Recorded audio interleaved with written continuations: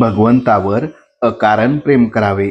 खरोखर जगात आणि लौकिकात आपण अडाणी राहिलो तर काही वाईट नाही. भगवंताच्या मार्गामध्ये त्याचा फायदाच होईल. आपण अडाणी झाल्याशिवाय म्हणजे आपली विद्या आणि मोठेपण विसरल्याशिवाय परमार्थ साधत नाही. मुलगा गावाला जाताना ज्याप्रमाणे आई त्याला फराळाचे देते, त्याप्रमाणे परमात्मा आपल्याला ज्या परिस्थितीत जन्माला घालतो त्या परिस्थितीत राहण्यासाठी लागणारे समाधानही तो आपल्याला देत असतो. ते घ्यायची आपली लायकी मात्र पाहिजे. जिथे असमाधान फार तिथे दृष्ट शक्तींना काम करायला वाव मिळतो. याच्या उलट जिथे खरे समाधान आहे तिथे चांगल्या शक्ती मदत करतात. आपण नामाला चिटकून राहिलो तर बाहेरची वाईट परिस्थिती बाधणार नाही. देहाचा मनाशी संबंध आहे आणि मनाचा हृदयाशी संबंध आहे.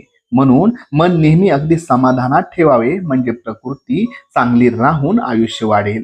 स्वार्थ सुटताना पहिल्याने मनुष्य व्यवहाराच्या चौकटीत बसणार नाही. जो येईल त्याला तो आपलाच म्हणेल, पण परमार्थ मुरला की तो व्यवहार बरोबर करून शिवाय निस्वार्थी राहील.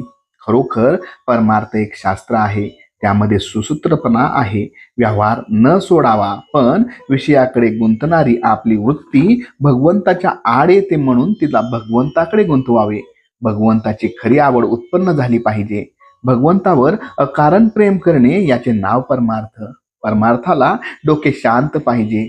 एका गृहस्थाला सगळीकडे रामाची मूर्ती दिसू लागली झाली. त्याला वाटले की देव आपल्याला भेटला, पण हे काही खरे भगवंताचे दर्शन नव्हे. तो सर्व ठिकाणी आहे अशी भावना झाली पाहिजे. परमार्थाची काळजी करू नये. ती काळजीच प्रगतीच्या आड येते.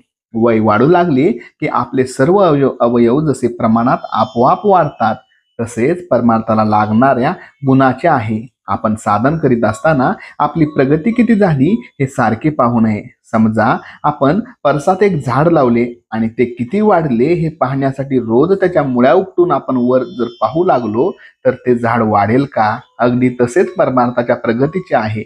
मनुष्याला परमार्थ किती साधला हे त्याच्या बोलण्यावरून किंवा दृष्टीवरून ओळखता येते.